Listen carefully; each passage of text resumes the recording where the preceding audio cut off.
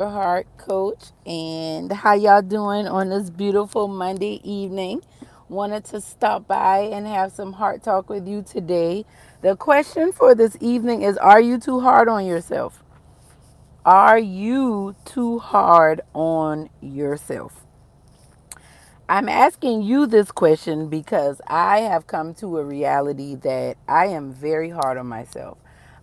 You should have self discipline. You should be consistent. You should work towards your goals and you should have a discipline that you develop. However, all of these things should be done in love. And what I realize in my own life is that I have been very mean and very hard and very harsh with myself over the years. And it's time for that to end. That season has come to an end. And I just wanted to just share a couple thoughts with you because I feel like if you're listening to this video, you probably can relate to some of the things that I'm talking about. So, for those of you that do not know, as a heart coach, I work with individuals to build and grow heart equity, which is personal, relational, and financial wealth through authentic living. I do this by way of being a coach, author, speaker. I'm a licensed realtor. I'm a mentor. I just like to say I am a human that has been created on a purpose of helping us heal and live whole lives where our hearts are fulfilled. Now, about 100 days ago, my mother died, give or take a couple of days. But this has been like the worst last 3 months of my life because my superhero has transitioned to another realm and it's been really tough on me. It's been a lot tougher on me than I anticipated. I mean, I don't know what you expect when your mother dies, but I like to think of myself as a strong person. I am a go getter, I am upwardly mobile. I take a licking and keep on ticking. I've always been one that had to fend for myself and figure things out in life. So when I have situations that happen that are dysfunctional or unfortunate, that situations that happen that really uproot my life, a lot of times I'm always looking at what's the solution, what's the solution, what's the solution, because that is how I have learned to protect myself over the years. you know when you deal with rejection, when you deal with abandonment, when you deal with not being good enough or feeling like you're not good enough, ways that many of us have found to deal with that pain and that pressure is by overachieving, is by trying to be perfect, is by trying to be good enough so that you can get the validation, so that you can get the love, so that you can get the acceptance that you've always wanted, even as a little kid. And so for me, it's been really, for years, I've been talking about resting and I've been talking about surrender and submitting and all the things because it has just taken that long for me to really start to embrace the idea of being kind to myself, of what grace really means. Now, Second Ephesians chapter 2, verse 10 talks about how we are workmanship of Christ. And just above that, it talks about how we were saved by grace through faith. Another translation said we were saved by grace we were delivered by grace through trusting. And I just want to encourage you to let yourself off the hook. Yes, you should be excellent. Yes, you should do your best at everything that you do. But understanding that your best will get better the more you do it with time, the more consistent you are. But you're not going to be good the first time you do something. And if you are, you probably won't be good the second and third time that you do it. What am I saying? We live in a society and a culture that does not give us room to, oh goodness, y'all, there is like a huge mosquito in this car. It looks like a fly. Um, Anyways, I hope it don't bite me. If the phone drops, I gotta get a new holder for the phone because mine broke. So just bear with me. But long gone are the days of being hard on yourself and like forcing yourself, get it together and make it happen, and by any means necessary. If you want to subscribe to that way of living, go and have at it. But Jesus never lived like that. Jesus didn't rush to do anything. He did not condemn people to make them get better. He encouraged people to get better and to improve through love, through encouragement. And so for you, I want to encourage you, don't be so hard on yourself. You don't have to have it perfect. Done is better than good. Get it done. It doesn't have to be perfect, because the more you get it done, the better it's going to be. Be honest about how you feel.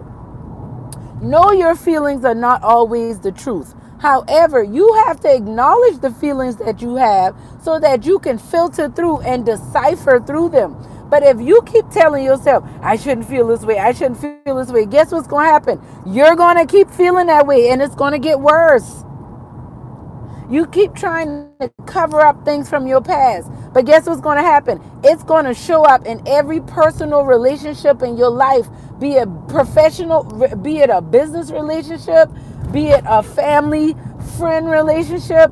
It could be with the person at the grocery store. It could be with the insurance agent. If you don't deal with your issues are going to deal with you. So that's why I'm telling you, quit being so hard on yourself. Quit beating yourself up for things that aren't working out. Quit beating yourself up for how you dropped the ball. Like, I just had a conversation with another one of my business buddies, and like she was saying, I gotta be a shout out to you. You know you my girl. She was like, I gotta be a better steward over my resources. I said, is it that you need to be a better steward over your resources, or are you too hard on yourself? And one of the reasons why you're not stewarding your resources well is because you got other issues that you're dealing with, that you're covering up, that you're not confronting. So of course, when it comes to certain resources, where you, of course, you naturally gonna, that's up under the cover with everything else. Give yourself some rest. Go take a nap. Go get a massage, right? Go get checked out. Go get that pain dealt with. Look yourself in the mirror and tell yourself you love you. Quit being so hard on yourself. Because yeah, your first grade teacher did that, and your mother and your father used to do that, but that didn't do you any justice, because you reached all of those finish lines and the finish line kept moving. Because your perfection is not going to change anything. It's you being honest. It's you being real. It's you being authentic. And the video I talked about earlier, I encourage you to go watch it. It's about you creating. That's why I'm going live, because guess what? This is Heart Talk. I've been bringing Heart Talk back on Monday nights. Well, guess what? It's a Monday night and I'm doing Heart Talk. No, I didn't post about it. No, I didn't do all that stuff, but I'm showing up. I'm showing up for you and with you. Why? Because we are in tribe and community together. Because I truly believe that what I'm talking about is going to benefit somebody. It's going to help somebody, even if I'm the one somebody that is helping. Stop being so hard on yourself. Stop moving the finish line for yourself. Stop being so critical and critiquing yourself with unfair measuring devices.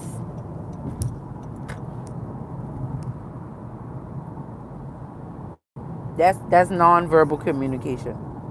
That's me telling you to stop with my face. Stop. Like, stop doing that. And I realized that in my life, my mom died. And a big part of God allowing me to go through this pain is because He wanted me to stop being so hard on myself. And He wants me to give myself compassion the way I would give it to you if your mother passed away, or your father, or someone you love, or you going through something difficult in your life. I would have a lot of compassion for you. I would encourage you to give yourself a break, to take time for yourself, to do whatever it is that you need to do in a healthy way to get in a better space. I would genuinely, wholeheartedly tell you that. I would tell you those things. So now it's time for me to speak those same things to myself. It's time for me to practice what I'm preaching. And that's why I want to encourage you. Because yes, you got big dreams and you got some big things ahead of you. But you're not going to achieve those things and get the gratification that you're looking for if you cannot love yourself right where you are right now without changing a thing. If who you are right now is not good enough, then guess what? Whoever you trying to be will never be good enough. You hear that? It's real. Whoever you trying to be will never be good enough if you cannot love and embrace the person that you looking in the mirror at right now. I've been hard on myself. When I get a house, oh, I'll know I succeeded. When I get a degree, oh, I'll know I'm doing good. I feel like those voices in my head telling me I'm not good enough or get better. Oh, I get married, I know I'll feel better about it. Oh, my business gets success, I know I'll feel good about it. Guess what? Those things have happened. I've checked off those things, but the imposter syndrome still will come up. The not feeling like it's good enough, or feeling like I need to improve, or looking to the left or looking to the right, comparing myself, that stuff does not go away. The only way that goes away is when you start to do that inner work. And I know I'm destined for greatness. I'm already great. God will continue to allow greatness to bloom and blossom in my life. But the only way that's going to happen is if I embrace the flower that I am right now. Go check out the shorts I posted earlier. Those beautiful flowers I got as a gift at graduation. Those flowers are a reminder to me of what is possible when we allow ourselves to bloom. And those flowers actually won't bloom anymore. But when you leave that flower planted, when it's rooted in its authentic place the way it's supposed to be, what will happen is you will find that the blossom may surprise you. Like that blossom will take on a different form, a different look, may do some other miraculous things when you give it a chance to grow and continuously form and to produce more flowers. Stop being so hard on yourself. Yeah, I know they told you weren't good enough ever since you were little. You were too fat, or you were too short, or you were too tall, or you weren't smart enough, or you didn't get this right, or it was never good enough. Every time you reached whatever that finish line was, they moved it back just a little bit. What did that do to your self-confidence? What did that do to your self-esteem and your self-image? I know your self-esteem and your self-image, it took a hit. It did. But I just want to let you know that you can go back and love that little person. You can tell your little self that you're good enough so that your adult self can know that. But see, that requires work. That requires time. That requires effort. You know, I've worked with clients over the years and really watched their lives unfold and watched their lives blossom, but they had to roll up their sleeves and do the work. You got to let that little kid know it's okay. And I do is, how do I know if I'm being too hard on myself? Am I talking to myself the way I would talk to a child? Because that's what myself needs.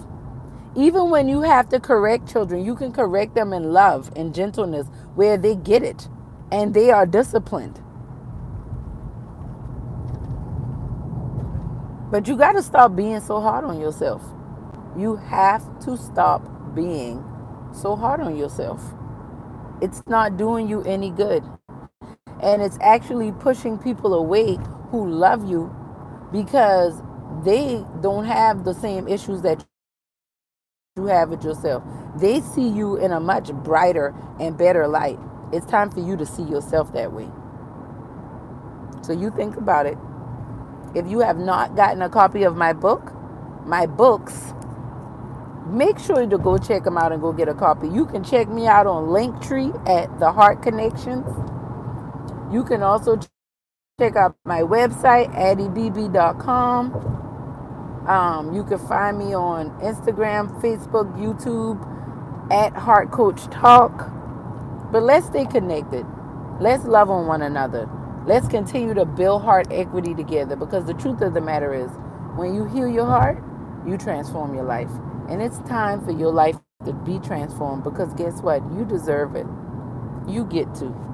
And I'm here for it. And I'm supporting you, loving you, encouraging you along the way. Adelai Brown, your heart coach, signing out.